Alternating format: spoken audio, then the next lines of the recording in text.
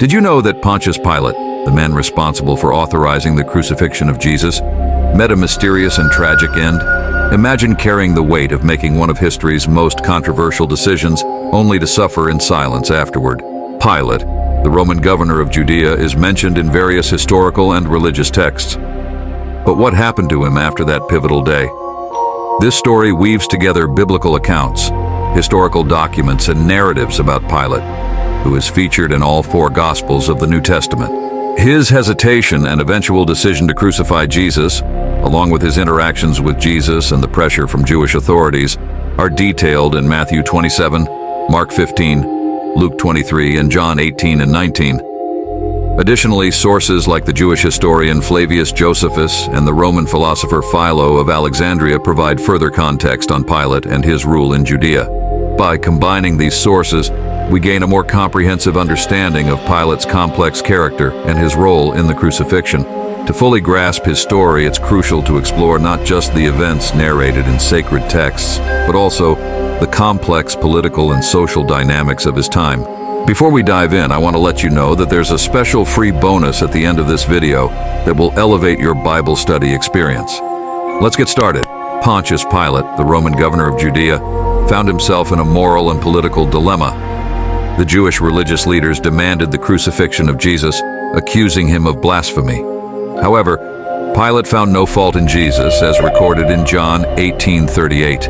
He tried several times to release Jesus, even suggesting the annual Passover custom of freeing a prisoner, but the crowd chose Barabbas instead, as described in Matthew 27:15-26. Despite his reluctance, Pilate eventually caved under the pressure of the crowd, symbolically washing his hands and delivering Jesus to be crucified. Matthew 27:24. This act was his attempt to absolve himself of responsibility for Jesus' death, a gesture that would resonate throughout history as an example of cowardice and injustice. The biblical narrative further highlights Pilate's efforts to appease the crowd, including the scourging of Jesus, hoping that this lesser punishment might satisfy the Jewish leaders. Luke 23:16. This moment not only sealed Jesus' fate, but also marked the beginning of the end for Pilate, whose actions and their consequences would be scrutinized and debated for centuries to come. Pilate was acutely aware of the political instability in the region. Jerusalem was teeming with tension during the Passover celebration, and the presence of Jesus, seen as a prophet by many, only heightened the unrest. The religious leaders accused Jesus of inciting rebellion against Rome, a grave charge that could justify execution under Roman law, as noted in Luke 23:2. Pilate was caught in a precarious situation. If he released Jesus, he risked a Jewish uprising. If he condemned Jesus, he would be authorizing the execution of a man he believed was innocent. To avoid a riot, Pilate yielded to their demands. Little did he know that this decision would haunt him for the rest of his life. The Bible doesn't delve into Pilate's internal thoughts, but his actions suggest a man under immense pressure, struggling to balance justice with maintaining public order. Subsequent history suggests that this choice weighed heavily on him. In the Roman provinces like Judea, maintaining order required a delicate balance, and any sign of weakness could be exploited by Rome's enemies. Pilate found himself in an extremely complicated situation, where any decision had the potential to spark severe political and social consequences. While Pilate was presiding over Jesus' trial, his wife, Claudia Procula, had a troubling dream. She sent a message to Pilate, warning him to have nothing to do with that righteous man, as recorded in Matthew 27:19. This dream, mentioned only in the Gospel of Matthew, remains enigmatic in its origin and significance. Some interpretations suggest it was divine intervention attempting to prevent Jesus' crucifixion. Claudia Procula is a figure who appears only briefly in the biblical accounts, but her intervention underscores Pilate's moral dilemma. She had suffered greatly because of that dream, which she believed was a divine warning. Ignoring this warning would be a mistake that would haunt Pilate forever. Later, Christian tradition even canonized Procula, emphasizing her perceived importance in the Passion narrative. Claudia's role is also seen by some as a symbol of the voice of conscience, trying to intercede in moments of moral crisis. Her disturbing dream adds a supernatural dimension to the story, suggesting that greater forces were at play in the trial. In early Christian writings, particularly within the Eastern Orthodox Church, Claudia Procula is venerated as a saint, seen as a beacon of divine insight tragically ignored. This reverence highlights the importance of her warning, positioning her as a figure who understood the gravity of the situation when others did not. Her dream, therefore, is not just a mere vision, but a significant moment of divine communication that Pilate failed to heed. This raises the question, did Pilate later reflect on her words as his guilt grew? Was her warning a source of torment for him in the years that followed? Claudia's distress, knowing that her plea was disregarded, would have deepened her emotional turmoil, serving as a powerful reminder of the consequences of ignoring the voice of conscience. Her story also connects to other biblical instances where divine warnings were given in dreams or visions. Just as Joseph's dreams in the Old Testament guided him to save Egypt from famine, and the prophets received visions to guide the people of Israel, Claudia's dream represents a critical moment of divine intervention that could have changed the course of history. The tragedy lies in the fact that this warning was unheeded, leading to one of the most significant events in Christian history. For Christians today, Claudia Procula's dream serves as a reminder of the importance of listening to God's voice in our lives, especially when it comes through the people around us. How often do we have our own Claudia Proculas, those who try to warn us, to guide us, and to bring us back to the right path? Just as Pilate faced the consequences of ignoring such a warning, we too must be mindful of the spiritual and moral guidance we receive. Heeding these warnings can be the difference between spiritual growth and moral failure, between justice and regret. Claudia's story is a timeless lesson in the importance of attentiveness to divine messages, encouraging us to remain open to God's guidance in our lives. Under Pilate's orders, Jesus was crucified. The inscription on the cross read, "Jesus of Nazareth, King of the Jews, John 19:19. This inscription, written in Hebrew, Latin, and Greek, was Pilate's way of affirming the accusation that Jesus claimed to be a king, an act of treason against Caesar. Even as Jesus suffered, Pilate wrestled with his own doubts and guilt. The crucifixion of Jesus is a pivotal event in the Gospels, described in detail, including the reactions of various spectators and the supernatural phenomena that accompanied it, such as the darkness at noon and the tearing of the temple veil, Matthew 27:45-51. These events only added to the burden on Pilate's conscience, as he witnessed occurrences that suggested the divine innocence of Jesus. The Bible portrays the crucifixion not merely as a human event, but as a cosmic moment where the forces of good and evil clashed. Historically, crucifixion was reserved for the worst criminals and was intended to be a public spectacle of shame and agony. Pilate's decision to proceed with this form of execution, despite his reservations, highlights the intense pressure and the complexity of the political and social environment in which he operated. After the crucifixion, Pilate became consumed by the decision he had made. Manipulated by the crowd and the religious leaders, his soul was tormented. Jesus' words echoed in his mind, "Father, forgive them, for they do not know what they are doing." Luke 23:34. Pilate's guilt grew daily, becoming unbearable. While the Bible does not detail Pilate's subsequent feelings, the psychological impact of his actions is a reasonable speculation, given the gravity of the decision he made. Christian tradition suggests that Pilate never overcame the weight of his responsibility in Jesus' death, a burden that deeply affected his life thereafter. The apocryphal Gospels and other extra-biblical sources, like the traditions of the Ethiopian Orthodox Church, further elaborate on Pilate's anguish, depicting a man destroyed by guilt. His attempt to symbolically wash his hands did not absolve the moral burden he carried, and he must have been constantly reminded of the events of that fateful day. The Ethiopian Orthodox tradition even claims that Pilate converted to Christianity, acknowledging his guilt and seeking redemption, although this is widely speculative and not universally accepted. The guards stationed at Jesus' tomb reported that he had risen, Matthew 28:4-15. This caused an uproar among the Jewish leaders, and Pilate tried to suppress the truth by bribing the guards to spread a lie, Matthew 28:12-15. But the news of Jesus' resurrection spread rapidly, deepening Pilate's torment. The resurrection is the cornerstone of Christian faith, fervently affirmed by the Gospels and the epistles of the New Testament, 1 Corinthians 15:3-8. For Pilate, the resurrection represented a crisis of legitimacy. If Jesus truly rose, it not only validated Jesus' claims of divinity, but also meant that Pilate had condemned an innocent man to death. Pilate's attempt to cover up the resurrection reflects his struggle to maintain order and his own sanity in the face of events that defied logic and Roman authority. Moreover, The spread of Christianity in the ensuing decades, including the conversion of many Jews and Gentiles, amplified the significance of the resurrection and the implications of Pilate's decision. The efforts to suppress the truth of the resurrection illustrate the ongoing conflict between the temporal power of Rome and the emerging spiritual power of Christianity. Emperor Tiberius received conflicting reports about the events in Judea.